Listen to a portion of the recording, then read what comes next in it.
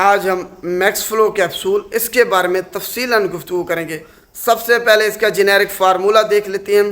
ٹمسولوسن ہائیڈروکلورائڈ اس کا generic formula ہے اور ہر کیپسول کے اندر اس کی مقدار 0.4 ملی گرام شامل کی گئی۔ اب ہم دیکھتے ہیں کہ اس کو کس مقصد کے لیے استعمال کیا جا سکتا ہے۔ بینائن پروسٹیٹک ہائپرپلیزیا، اس کی علامات کو ختم کرنے کے لیے اس کو استعمال کیا جا سکتا ہے۔ بینائن پروسٹیٹک ہائپرپلیزیا کیا ہے؟ جو آپ کا پروسٹیٹ گلینڈ ہے اس کا سائز بڑھ جاتا ہے، جس کی وجہ سے آپ کو پیشاب کرتے وقت درد محسوس ہوتا ہے، جلن محسوس ہوتی ہے، پیشاب آپ کا رک کر آتا ہے، پیشاب کرتے وقت جو اس کی سپیڈ ہے، پریشر ہے وہ کم ہو جاتا ہے، اور انتہائی جو خطرناک اس کی صورت ہے وہ یہ ہے کہ آپ کا پیشاب آنا بند بھی ہو سکتا ہے۔ تو اس ساری علامات کو یہ کیپسول ختم کر دیتے ہیں۔ اب پروسٹیٹ گلینڈ پہ نظر ڈالتے ہیں کہ وہ کیا چیز ہے۔ پروسٹیٹ گلینڈ آپ کے جسم میں ایک اہم کردار ادا کرتا ہے۔ جو آپ کی جو سیمن ہے، یہ سمجھ لیں جب آپ ایجیکولیشن ہوتی ہے تب جو پریشر کے ساتھ منی باہر نکلتی ہے اس میں اسی کا اہم کردار ہے۔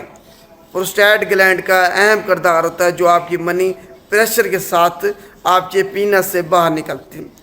دوسرے نمبر پر جو اس کا اہم کردار ہے وہ یہ ہے کہ آپ بچے پیدا کرنے کی جو صلاحیت ہے آپ میں، وہ اسی کی وجہ سے ہے۔ یہ فلوئڈ ڈالتا ہے جو سپرم ہے اس کے اندر، جس کی وجہ سے جو سپرم کی موٹیلٹی ہے وہ بڑھتی ہے، اور بچے پیدا کرنے کی صلاحیت آپ کھو دیں گے اگر آپ سرجری کے ذریعے سے اس کو جسم سے نکال دیتے ہیں تو یہ اس کے دو کام ہیں، بچے پیدا کرنے کی صلاحیت اسی کی وجہ سے ہے، پروسٹیٹ گلینڈ کی وجہ سے۔ دوسرے نمبر پر یہ جو پریشر آتا ہے آپ کا جب آپ ریلیز ہوتے ہیں، یہ سمجھ لیں ایجیکولیشن آپ کی ہوتی ہے، تو وہ اسی گلینڈ کی وجہ سے ہوتی ہے۔ تو یہ اس کے دو کام ہیں۔ اب دیکھتے ہیں کہ کون لوگ اس کو استعمال نہیں کر سکتے۔ وہ لوگ جن کو الرجی یا ہائپر سینسٹیوٹی ہے وہ اس کو استعمال نہیں کر سکتے۔ اس کے علاوہ بچے اس کو استعمال نہیں کر سکتے، عورتیں اس کو استعمال نہیں کر سکتی، عورتوں میں اس کو استعمال نہیں کرایا جا سکتا۔ اس کے علاوہ وہ لوگ جن کو جگر کے بہت زیادہ مسائل ہیں وہ بھی اس کو استعمال نہیں کر سکتے۔ اگر کسی کو آرتھوسٹیٹک ہائپوٹینشن کا مسئلہ ہے، آرتھوسٹیٹک ہائپوٹینشن کو پوسچرل ہائپوٹینشن بھی کہتے ہیں، کہ جب آپ کا بلڈ پریشر انتہائی تیزی کے ساتھ گر جاتا ہے جس کی وجہ سے آپ کو کمزوری بہت زیادہ محسوس ہوتی ہے، آنکھوں کے آگے اندھیرا چھا جاتا ہے، کہ اگر آپ سوئے ہوئے ہیں اچانک سے کھڑے ہو جاتے ہیں تب آپ کا بلڈ پریشر گر سکتا ہے، تو اس کو پوسچرل ہائپوٹینشن آرتھوسٹیٹک ہائپوٹینشن کہتے ہیں۔ اگر کسی کو یہ مسئلہ ہے وہ بھی اس کیپسول کو استعمال نہیں کر سکتے۔ اب ہم دیکھتے ہیں کہ اس کو استعمال کرنے کا طریقہ کیا ہے۔ اگر آپ کو بینائن پروسٹیٹک ہائپرپلیزیا ہے تب آپ نے جو شروع کرنا ہے کیپسول، اس کی مقدار 0.4 ملی گرام سے شروع کرنی ہے۔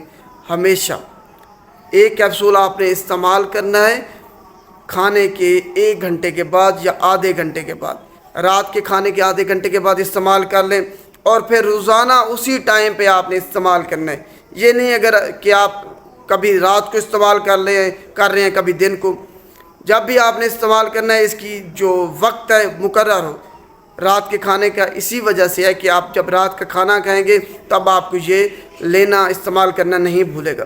رات کے کھانے کے آدھے گھنٹے کے بعد ایک کیپسول کو آپ نے استعمال کرنا ہے اور ریگولر استعمال کرنا ہے۔ اگر 2 سے 4 ہفتے استعمال کرنے کے بعد آپ کو 0.4 ملی گرام جو کیپسول ہے اس سے آرام نہیں آ رہا، آپ کی جو علامات ہیں وہ ختم نہیں ہو رہی، تب آپ نے اس کی جو ڈوز ہے وہ بڑھا دینی ہے۔ آپ نے اس کو 0.8 ملی گرام کر لینا ہے، 2 کیپسول اکٹھے یا استعمال کرنا شروع کر دینی ہے۔ اس کے علاوہ اگر آپ کچھ ہفتوں کے لیے اس کو استعمال کرنا بھول جاتے ہیں یا بند کر دیتے ہیں، بے شک 0.8 ملی گرام آپ کیپسول استعمال کر رہے تھے یا 0.4 ملی گرام والا کیپسول، تب جب دوبارہ سے سٹارٹ کریں گے دوبارہ آپ نے 0.4 ملی گرام سے سٹارٹ کرنا ہے۔ تو یہ اس کو صحیح جو طریقہ استعمال کرنے کا وہ سارا یہی ہے، یہ کوئی بھی آپ کو نہیں بتائے گا۔ ڈوز آپ کو میں نے بتا دی ہے کہ ایک کیپسول رات کے کھانے کے آدھے گھنٹے کے بعد آپ نے استعمال کرنا ہے اور روزانہ پھر اسی وقت آپ نے استعمال کرنا ہے۔ یہ انتہائی याद रखने वाली बात है, आपने इसको भूलना हरगिज़ नहीं है। अब हम ड्रग इंट्रैक्शन के बारे में बात करते हैं कि किन अद्वियात के साथ आपने इसको इस्तेमाल नहीं करना। आपने इसको सिमेटिडाइन के साथ इस्तेमाल नहीं करना, कीटोकोनाजोल के साथ इस्तेमाल नहीं करना, वारफ्रिन के साथ इस्तेमाल नहीं करना, फ्लॉक्सीटाइन के साथ आपने इसको इस्तेमाल नहीं करना। इन अद्वियात के साथ इनका इंट्रैक्शन पाया जाता है।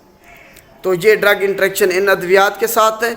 आखिर में हम इसके जो एडवर्स ड्रग रिएक्शन है उसके बारे में बात करते हैं। ये जानना आपके लिए इंतहाई अहम है कि आपको इससे ऑर्थोस्टैटिक हाइपोटेंशन हो सकती है, आपका ब्लड प्रेशर अचानक से तेज़ी के साथ गिर सकता है। दूसरे नंबर पर अगर आप कोई और ब्लड प्रेशर की अद्वियात साथ इस्तेमाल कर रहे हैं तो फिर उनकी डोज़ आपने कम करनी होगी, क्योंकि ये ख़ुद कैप्सूल आपका ब्लड प्रेशर कम करता है। और अगर दूसरी आप ब्लड प्रेशर कम करने वाली अद्वियात इस्तेमाल कर रहे हैं तो आपका ब्लड प्रेशर इंतहाई गिर सकता है तेज़ी के साथ। तो ख्याल रखना है कि उनकी डोज़ आपने एडजस्ट करानी है लाज़मी। इसके अलावा आपके सर में दर्द हो सकता है, आपके जो कमर है उसमें दर्द हो सकता है, आपके सीने में दर्द हो सकता है, खांसी हो सकती है, आपको खांसी अगर आपको है उसमें इजाफा हो सकता है, आपके जिस्म पर एलर्जी हो सकती है इसको इस्तेमाल करने के बाद। इसके अलावा आपकी जो सेक्स की चाहत है वो कम हो सकती है, आपकी जो बिनाई है वो मुतासिर हो सकती है, आपको धुंधला दिखाई दे सकता है, आपको कॉन्स्टिपेशन हो सकती है इससे। और इसका एक ख़तरनाक एडवर्स ड्रग रिएक्शन जो कि बहुत रेयर है वो भी हो सकता है। आपने इसको जहन में रखना है कि ये बहुत रेयर है लेकिन आप इसका शिकार हो सकते हैं।